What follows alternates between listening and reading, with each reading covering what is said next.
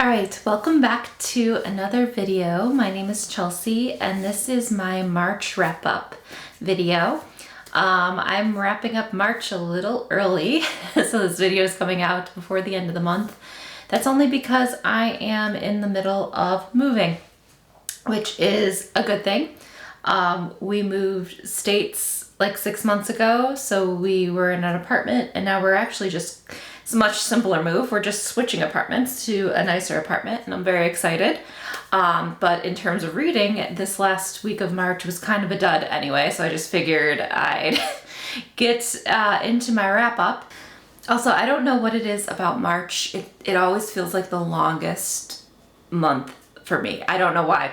Always, since I was a kid, it's felt like the longest month. I was looking at the list of books that I'm going to be going through. Some of them from the first week of March feel like a million years ago. So let's get started. I'm going to go through these from the books that I liked the least to the books I liked a lot, because that's just like how I like to go through them. And it's been kind of a mixed bag. It's been a pretty good month. I'm not going to go too in depth on a lot of these just because a lot of them were in a couple of vlogs I did this month, which I think one has come out, the other one probably won't come out till after we've done moving. And I did pretty good getting through my TBR. There was a couple of things that I would have liked to have read, but like I said, this last week of March, it's just a lot of hectic packing, and this move kind of came up. This wasn't planned till like a week ago either, so we kind of have to do this now or we're gonna have to wait. So we're doing it now. So yeah, a few of the books I'll just be putting on my April TBR, I guess, because I don't think I'm going to be getting to them in the next few days anyway. So without further ado, I actually had one DNF this month. I don't DNF too often. Not that I think there's anything wrong with DNFing. I used to a lot more. I think I like trying to give books more of a chance than sometimes they deserve. And I'm not going to be too negative about this. I think this, obviously reading is so subjective. And while I like to give my ratings out to the world and just say if I think things are worth your time, you might really like this book. It just wasn't quite doing it for me. It's What the River Knows by Isabel Ebenes, and I picked up this book because it was actually going to be a book for, it was actually part of a book club that I was going to be doing, but then I didn't end up being able to do the book club. All that doesn't matter. I started it and then I started reading other things and then I went back to it and tried to read a little more and it just wasn't grasping me. To be honest, I don't think I got through a ton of it. I want to say it was a library, a Libby app read. So I want to say I only got to like 20-25%, something like that. It just wasn't grabbing me, and I think just I've been weird with YA lately. I think just the YA-ness of it. I've seen like reviews, this book is pretty popular and there's another one coming out and people do like it. So, I mean, I guess, look into it for yourself and kind of see. I kind of just wanted it to be maybe something else. And that's probably, that's the worst thing when you're reading or watching something, is when you have some sort of like thing you want it to be. And then it's not that. What is that called? I don't know, whatever. Because it's sort of like, well, at least it seemed like it was going to be kind of The Mummy, the movie, sort of, only with a younger girl. Her parents die and she goes, and this is back kind of in like the 18th century. So they really pack on kind of hard that, things are different back then, things are different for women back then. And again, I think if I was a little younger, like, because it is for a YA audience, I don't think that would have been like so annoying to me. I think it was just one of those things where I'm like, we get it. Can we start the story now? So I really had trouble just getting into the story because it kind of kept going back to like all these other things. And while I think the setting was fun and there was definitely some sort of romance that was probably going to take place, I honestly didn't get far enough into it to really know what that was all about. So then I have a few 3-star reads. So the first one is Mountains Made of Glass by Scarlett Sinclair. This was part of my 24-hour reading vlog that I did. This little ditty, I think it's technically a novella, was really great for that because it was just like a 6-hour, I listened to it on audiobook. So it was really nice for that. And I like Scarlett Sinclair's writing a lot. For what it is, it's really fun. It's kind of just like fun, spicy fantasy. I've read her like Hades and Persephone story, a few books from that as well. And I think there's supposed to be more out of this series. This is the only one that I found that was out right now. And it was very much like a Beauty and the Beast retelling. So if you like kind of darker romances, it's a really quick read. I wouldn't give it more than like a 3 stars. Not that it's bad or anything. It's just for what it is, it's really fun. It's a good time, but it's nothing like, nothing new, nothing too exciting there. After that, I started another series. I read The Never King and the Dark One, both by Nikki St. Crow. This is part of the Never King series. There's 2 more books. These were also very short. I read them just back to back, and I would like to continue with the series at some points. So this is like a Wendy Peter Pan retelling, but much darker and much spicier. And it was fun. It's reverse harem, why choose type of situation with Peter Pan and the Lost Boys. With that said, kind of the same with the other book. I really like it, and for what it was a lot of fun. But nothing like earth-shattering, nothing like changed my life. Just like a really fun, spicy time with some like grumpy, like evilish seeming guys who are actually really good, and like not a ton of plot, but still like really fun. But like I said, and there's fae in the world, and it's got like all this different magic and some fun going on. So yeah, like I said, I would like to read the rest of them at some point. But these were really fun. Again, super short, good times. Next, The Neighbor Favor by Christina Forrest. And I gave this 4 stars. I loved this book. This was part of that 24-hour reading challenge vlog as well.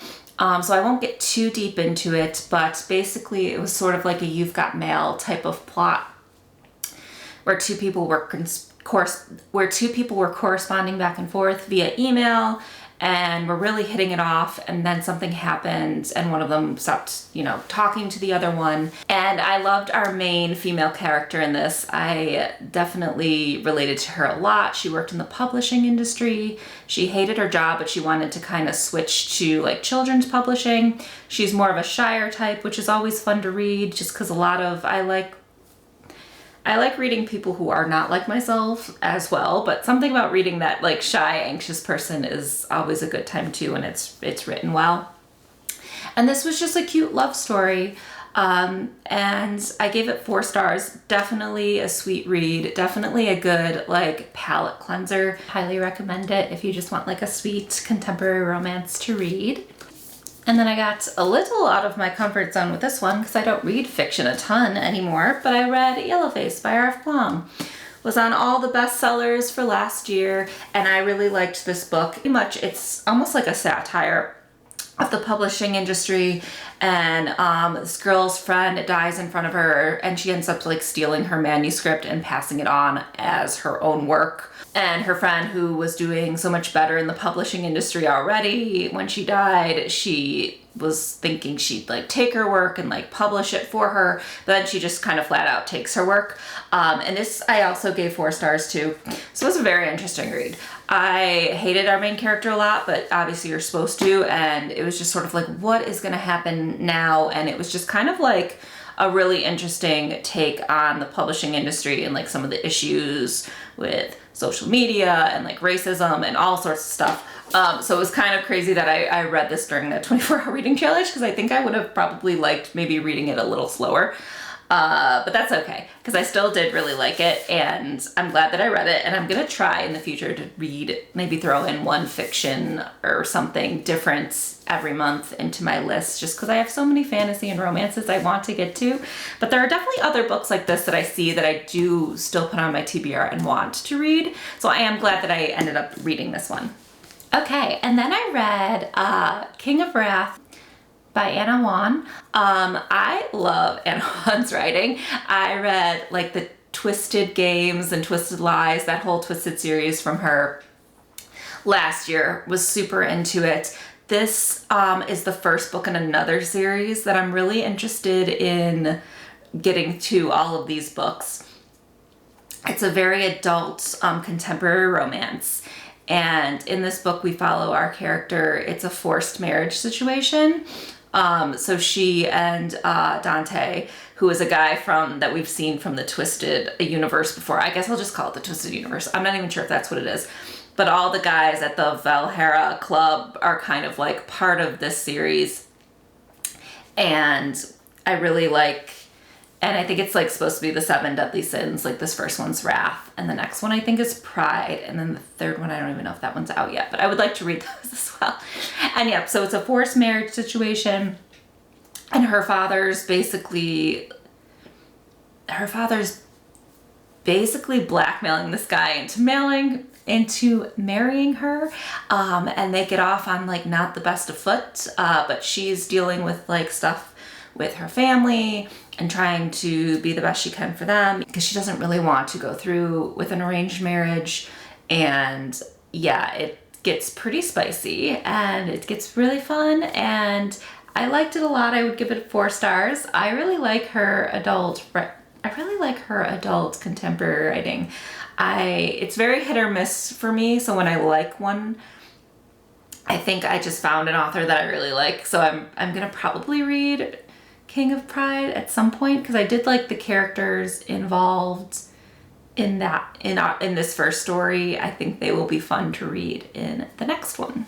And I would definitely recommend all of her books if you like like fun, spicy, contemporary romances, usually involving like billionaires and like nonsense crime, because I ate it up. It was so much fun. All right, so I read 4 of these this month. One of them was for the 24-hour reading vlog. And then I did a separate reading vlog where I did the rest of the Magnolia Parks series. And I won't get too into it because again, I did a whole vlog and I don't want to spoil this because obviously there's like 5 books out now. I'm so excited. This is another series I can't wait to read more from. I'm so glad I picked these up. The first Magnolia Parks book, I don't have here, I read that like last month, was amazing. I had been putting off reading them for a while. I love Jessa Hastings' writing, and I'm so glad that I stopped putting them off because I just knew I'd either love or hate the series, so I'm so glad I loved it.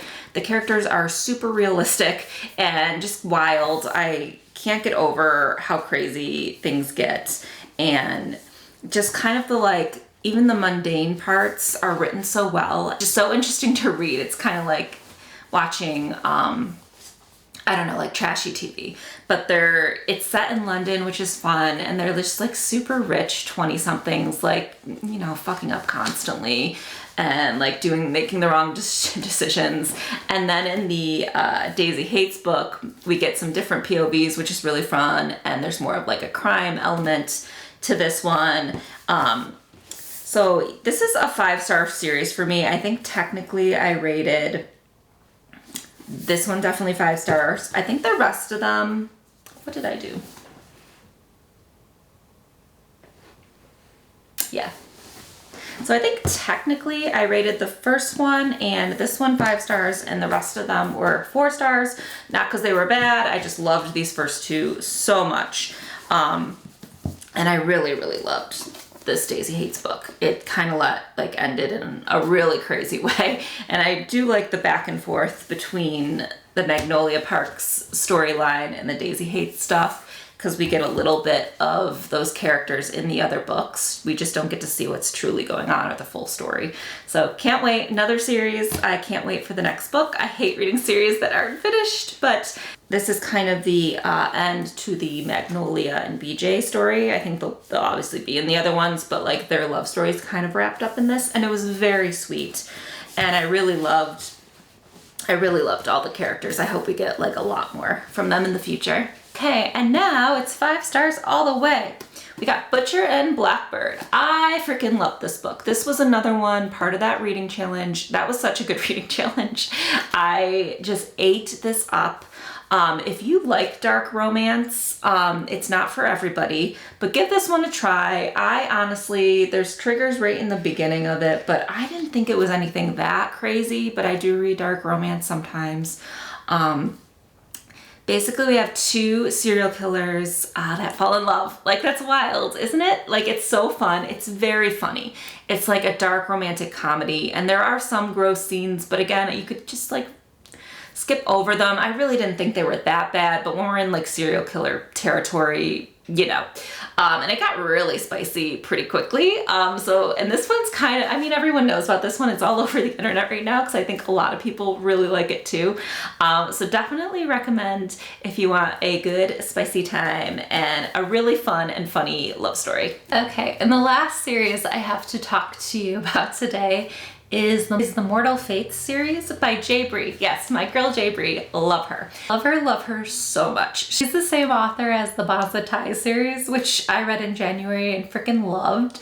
I even was just like skimming through some of the books on my Kindle the other day just because I love some of I just love some of the character disputes in that book, and like the spice scenes are great. Anyway, this what I'm reading now, The Mortal Fates. I read so the two prequel novellas, The Scepter and the Sword. I don't think I've talked about this because yeah, this was right at the beginning of March. So The Sword was following our male main character, and then The Scepter was following our female main character. And basically, just to catch up to speed, because the Crowns of Oaths and Curses starts off a few hundred years after those novellas. And this is a great fantasy romance, and I'm so excited because J. Bree writes Enemies to Lovers so well. And this is a slow burn romance, so there's been no kind of spice or anything yet. A lot of world building. And basically our girl is pretty awesome, Rook. She's a witch, and in her novella, Scepter, we find her, she's pretty young. Her whole family, besides her one brother, was killed. And so they kind of are on the run. And she's now kind of the mother of the coven, but she's really young, and she's on her way to see the seer to kind of find out her fate, because the fates are very big in this world. And basically to just find out what her destiny is supposed to be. And they were like killed, like the entire coven was killed, her whole family, everybody. They lived in like this forest that technically was supposed to protect them. And her, like, I think they're called like fated mates or blessed mates in this. But they're mates, which is another thing I really loved, that they were mated right from the get-go. We don't need to like end the book finding out they're mates. We know this before this first book even starts because of the prequels. She's talking to him and in their mind, but they don't know who each other are.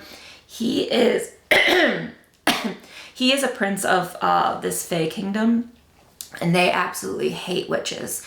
His parents were killed because of witches, and he's much older. He's like hundreds of years older now. So his fate, basically, the seer told him that he needed patience, because once he meets his fated mates, they will be married, and then he will take over as king. He's not allowed to become king until they're together.